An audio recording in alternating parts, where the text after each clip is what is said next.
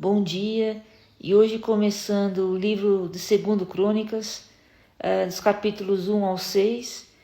Que bom que você está perseverando, você está tendo essa atitude de perseverar na escuta da palavra, que às vezes nem sempre é fácil, mas tenha certeza, vão ter muitos frutos na sua vida e na vida da tua família. Em nome do Pai, do Filho e do Espírito Santo. Amém. Jesus, nós te consagramos essa leitura de hoje, essa escuta também da tua palavra, para que possa produzir frutos em nossas vidas. Em teu nome, Jesus. Amém. Salomão pede a sabedoria. Capítulo 1. Salomão, filho de Davi, consolidou-se no seu reino. O Senhor, seu Deus, estava com ele e lhe deu muito poder. O rei deu ordens a todo Israel, ao chefe dos milhares de centenas, aos juízes, aos príncipes, aos principais chefes da família. E todos com ele dirigiam-se ao lugar alto de Gabaão, pois é lá que se encontrava a tenda de reunião de Deus que Moisés, servo do Senhor, tinha construído no deserto. Quanto à arca de Deus, Davi a tinha transportado de Cariatarim ao lugar que ele tinha preparado, pois havia preparado para ela um pavilhão em Jerusalém. Encontrava-se também em Gabaão, diante do santuário do Senhor, o altar de bronze que Bezaleel, filho de Uri, filho de Ur, tinha construído. Salomão vinha, pois, consultar o Senhor com a assembleia. Lá, sobre o altar de bronze, na presença do Senhor, perto da tenda de reunião, Salomão ofereceu 1000 holocaustos. Nessa mesma noite, Deus apareceu ao rei e lhe disse: Pede o que desejas que eu te dou. Salomão respondeu a Deus: Vós tratastes meu pai Davi com uma grande benevolência e me fizestes rei em seu lugar. Senhor Deus, ratificai, portanto, a promessa que fizestes a Davi meu pai, já que me fizestes rei de um povo numeroso como o pó da terra. Dignai-vos, portanto, conceder-me a sabedoria e inteligência, a fim de que eu saiba como me conduzir à frente desse povo. Quem poderia governar esse povo tão grande como é o vosso? Deus disse a Salomão: Já que esse é o desejo de teu coração, e não me pedes nem riquezas, nem tesouros, nem glória, nem a vida de teus inimigos, nem uma longa vida, mas me pedes sabedoria e inteligência, a fim de bem governar o povo do qual eu te fiz rei? Pois bem, a sabedoria e a inteligência dou-te, mas também riquezas, tesouros e glória, mais do que jamais possuíram os reis, teus predecessores, e que jamais possuirão teus sucessores. Então, descendo do lugar alto de Gabaão, onde estava a tenda de reunião, Salomão retornou a Jerusalém e ali reinou sobre Israel. Riquezas de Salomão. Salomão juntou carros e cavalos, possuía 1.400 carros e 12.000 cavaleiros. Colocou-os nas cidades dos carros, assim como em Jerusalém perto de si. Graças a ele, a prata e o ouro tornaram-se em Jerusalém tão comuns como pedras e os cedros, tão numerosos como os sicômoros da planície. Era do Egito que Salomão importava seus cavalos, uma caravana de fornecedores reais ia buscá-los em tropas por um preço ajustado. Importavam do Egito uma parelha completa por 600 siclos de prata e um cavalo por 150. Assim, da mesma maneira, faziam vir para os reis das Hititas e para os da Síria. Decidiu Salomão edificar um templo ao nome do Senhor e construir para si próprio um palácio. Capítulo 2. Preparativos para a construção do templo. Ele alistou 70.000 carregadores, 80.000 cortadores de pedra na montanha e 3.600 guardas de obras. Em seguida, mandou dizer a Irã, rei de Tiro: Digna-te fazer para mim o que fizestes para meu pai Davi, a quem enviaste cedros para construir uma casa. Quero edificar um templo ao nome do Senhor meu Deus. A ele eu consagrarei, e nele farei queimar em sua presença perfumes aromáticos. Eu lhe mandarei apresentar continuamente pães e oferecer os holocaustos da manhã e da tarde, dos sábados, do princípio de cada mês e das festas do Senhor nosso Deus, segundo a lei eterna prescrita a Israel. O templo que vou construir deve ser grande, pois nosso Deus é maior que todos os deuses. Mas quem será capaz de construir-lhe uma casa, uma vez que o céu e o céu dos céus não pode contê-lo? Quem sou eu para fazer isso? Não posso senão mandar queimar incenso diante dele. Diga-te, portanto, enviar-me um homem experiente no trabalho de ouro, da prata, do bronze, do ferro, da púrpura azul e violeta, um homem que entenda suficientemente de escultura para dirigir os artífices de Judá e de Jerusalém, que meu pai Davi reuniu junto de mim. Manda-me do Líbano madeira de cedro, cipreste e sândalo, pois eu sei que teus súditos são peritos em cortar as madeiras do Líbano. Meus servos auxiliarão os teus. Manda-me preparar madeira em grande quantidade, porque o templo que vou construir será grande e magnífico. A teus servos que hão de cortar as madeiras, darei por alimento 20.000 coros de trigo, 20.000 coros de cevada, 20.000 batos de vinho e 20.000 batos de azeite. Irã, rei de Tiro, respondeu numa carta que enviou a Salomão: é porque o Senhor ama o seu povo que te constituiu rei sobre ele. Bendito seja o Senhor Deus de Israel, que fez o céu e a terra, que deu ao rei Davi um filho sábio, inteligente e prudente, que vai construir um templo ao Senhor, assim como um palácio real. Envio-te, portanto, um homem hábil e entendido, Irã-Abi, filho de uma mulher de tribo de Dan e de um pai tírio. Ele sabe trabalhar em ouro, em prata, em bronze, em ferro, em madeira, em púrpura azul e violeta, em linho fino e em carmesim. Ele sabe fazer todas as espécies de esculturas e elabora todo o plano que se lhe confie. Trabalhará ele com teus artífices e com os de meu senhor Davi teu pai. Que meu senhor envie, portanto, a seus servos o trigo, a cevada, o azeite, o vinho de que falou. Cortaremos madeiras do Líbano, na medida em que delas precisareis, e vamos enviá-la pelo mar em jangadas até Jope, donde fará subir até Jerusalém. Salomão fez o recenseamento de todos os estrangeiros que habitavam Israel, segundo o recenseamento que já tinha feito seu pai Davi. O número deles foi 153.600.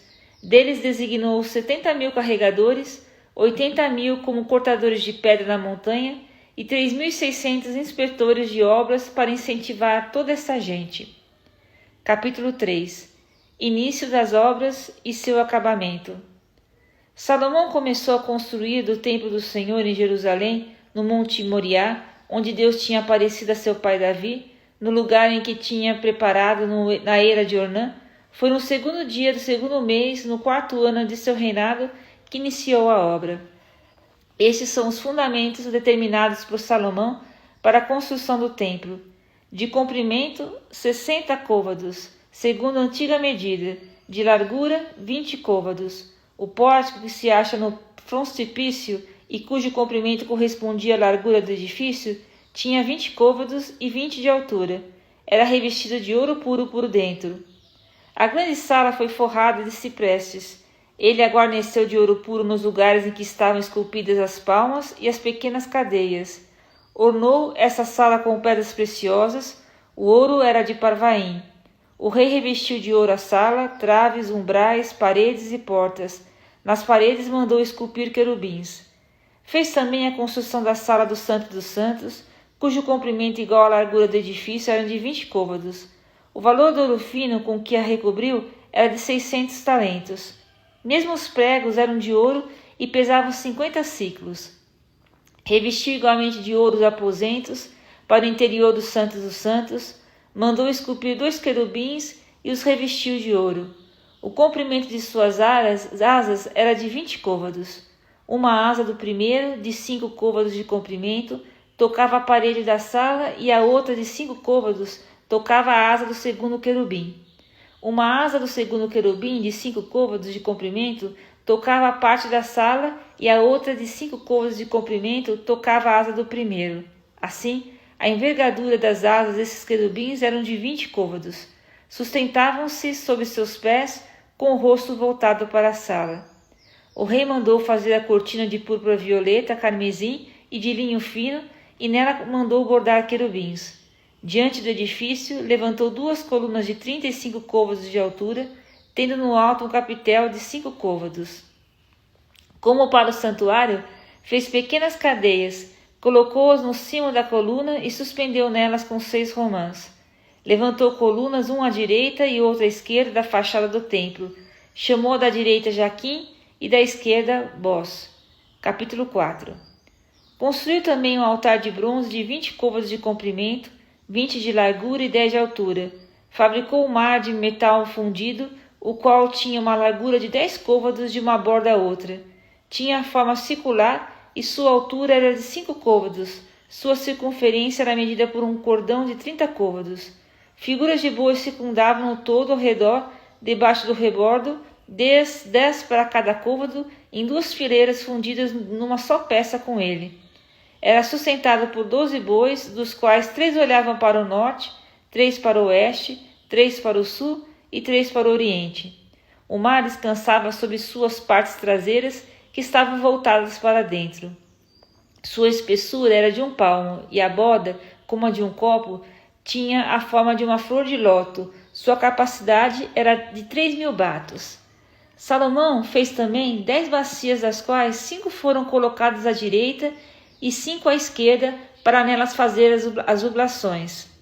Aí era levado tudo que se utilizava para os holocaustos, ao passo que o mar servira para as abluções dos sacerdotes. Fez 10 candelabros de ouro, de acordo com o modelo prescrito, e colocou-os no templo, 5 à direita e 5 à esquerda.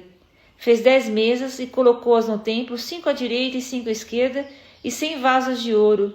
Fez o átrio dos sacerdotes e o grande pátio com portas recobertas de bronze.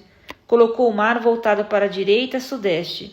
Irã fabricou as caldeiras, as pás e as bacias, terminando dessa maneira todos os trabalhos que tinha de fazer para o rei Salomão no templo de Deus, a saber, 2 colunas com os capitéis, arquitraves que lhe estavam sobrepostas, 2 redes que cobriam os capitéis com as arquitraves que estavam sobrepostas às colunas, 400 romãs, das quais 2 fileiras ornavam as grades que cobriam os capitéis com as arquitraves que estavam sob as colunas. Fez os pedestais e as bacias que eles suportam, o mar e os 12 bois que o sustentam, as caldeiras, as pás e os garfos. Todos os acessórios que Irã-Abi fez para o templo do Senhor eram de bronze polido. O rei mandou fundir na planície do Jordão, numa terra argilosa, em Sucote e Saradata. Todos os objetos foram fabricados em tal quantidade que não se podia avaliar o peso do bronze. Eis os objetos que Salomão mandou fossem ainda feitos para o templo: altar de ouro, as mesas nas quais se colocavam os pães de proposição, os candelabros com suas lâmpadas de ouro prescritos pela lei para o santuário, as flores, as lâmpadas e as tenazes feitas de ouro fino, as facas, os vasos, as colheres, os cinzeiros de ouro fino, a porta de ouro da sala, as portas internas do Santo dos Santos e as portas de entrada do templo, que eram de ouro. Transladação da Arca, capítulo 5. Terminou-se dessa maneira tudo o que Salomão tinha mandado realizar para o templo do Senhor. Para aí então mandou transportar tudo o que Davi seu pai tinha consagrado: a prata, o ouro e todos os utensílios, e pôs tudo nos tesouros da casa de Deus. Então congregou em Jerusalém os anciãos de Israel, os chefes das tribos e os chefes das famílias israelitas, para transportar de Sião, isto é, da cidade de Davi, a arca da aliança do Senhor. Todos os israelitas reuniram-se junto do rei para a festa, era o 7º mês.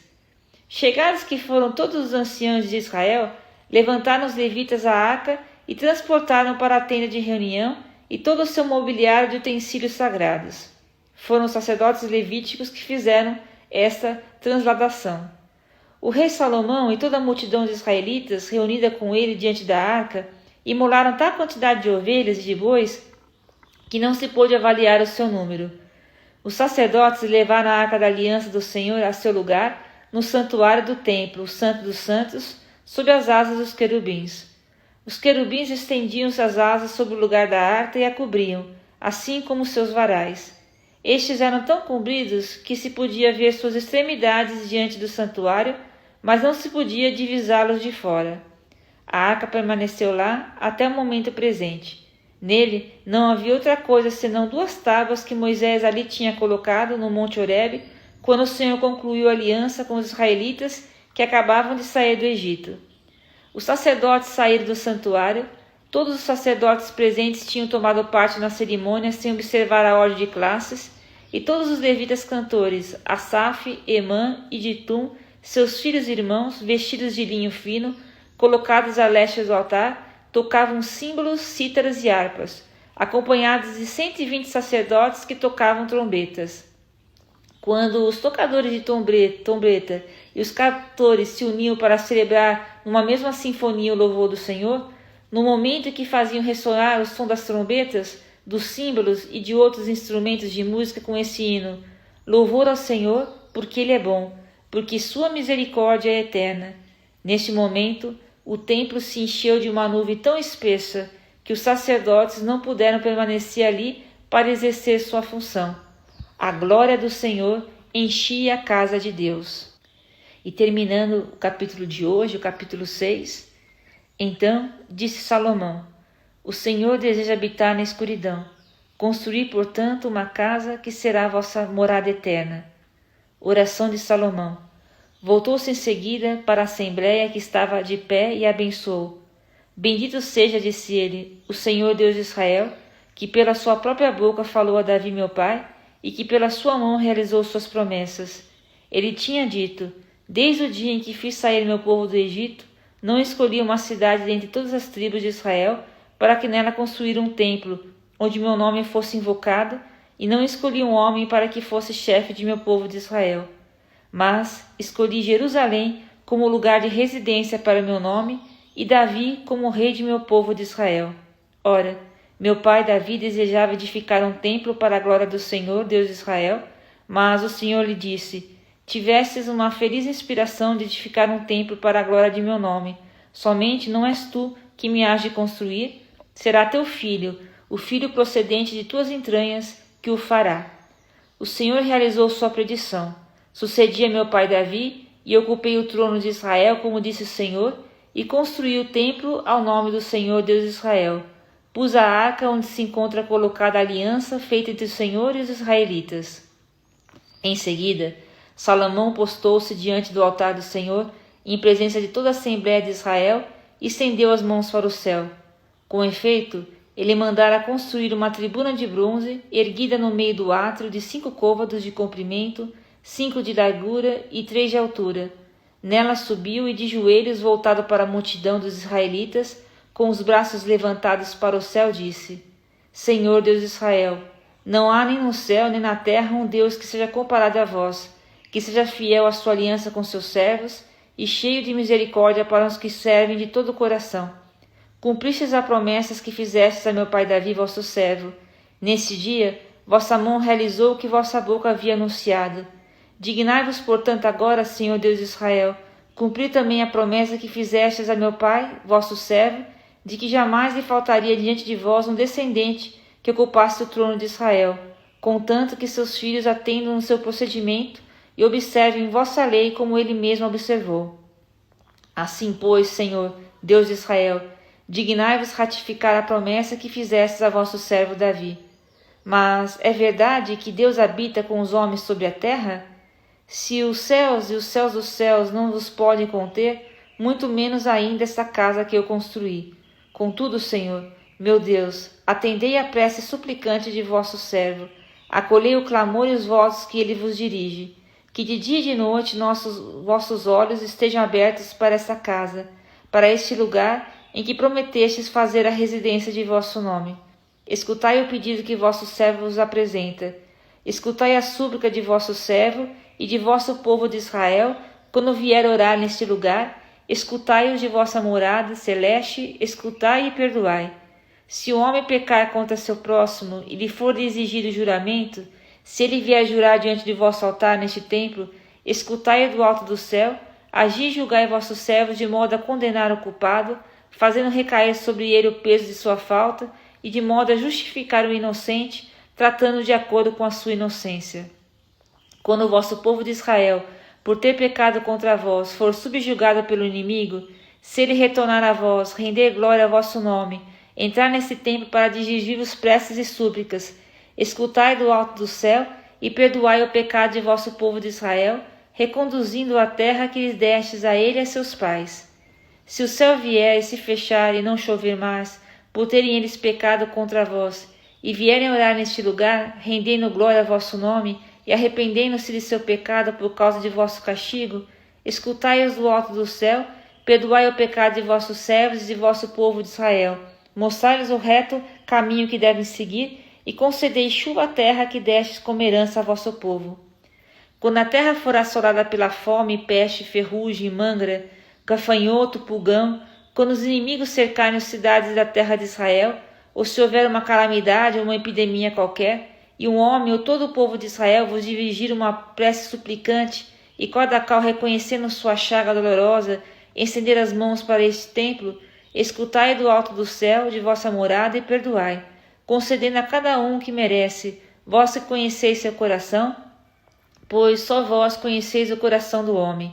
É assim que eles vos temerão e andarão em vossos caminhos durante toda a sua vida na terra que destes a seus pais. Quando o estrangeiro, sem pertencer a Israel, teu povo, vier de uma terra longínqua, atraído pela fama de vosso nome e do poder do vosso braço, para rezar nesse templo, escutai do alto do céu, lá onde habitais, e concedei a esse estrangeiro tudo o que vos pedir. Todos os povos da terra conhecerão assim vosso nome e vos temerão como vosso povo de Israel, cientes de que vosso nome é invocado sob esse templo que vos construí.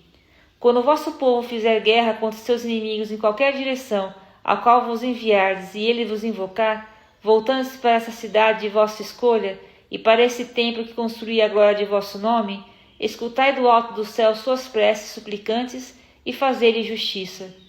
Quando tiverem pecado contra vós, pois não há homem algum sem pecado, quando em vossa ira os entregardes ao inimigo, e o vencedor os deportar para uma terra estrangeira, longínqua ou próxima, e lá na terra de seu exílio entrarem em si e retornarem a vós, dizei-vos em tom de súplica: pecamos, cometemos a iniquidade, fizemos o mal. Se eles retornarem a vós de todo o seu coração e de toda a sua alma na terra do exílio, onde estiverem deportados, e vos dirigirem em sua oração, voltando-se para a pátria que destes a seus pais, para a cidade de vossa predileção e para esse templo que construí agora de vosso nome, escutai do alto do céu, lá onde habitais, suas preces súplices, fazei-lhe justiças e perdoai ao vosso povo os pecados cometidos contra vós. Por conseguinte, doravante, ó meu Deus, que vossos olhos estejam abertos e vossos ouvidos atentos a toda a prece feita neste lugar. Senhor Deus, vinde, pois, habitar nessa moradia, vós e a arca onde reside vosso poder. Senhor Deus, que vossos sacerdotes estejam revestidos de forma salutar e que vossos devotos desfrutem de sua felicidade.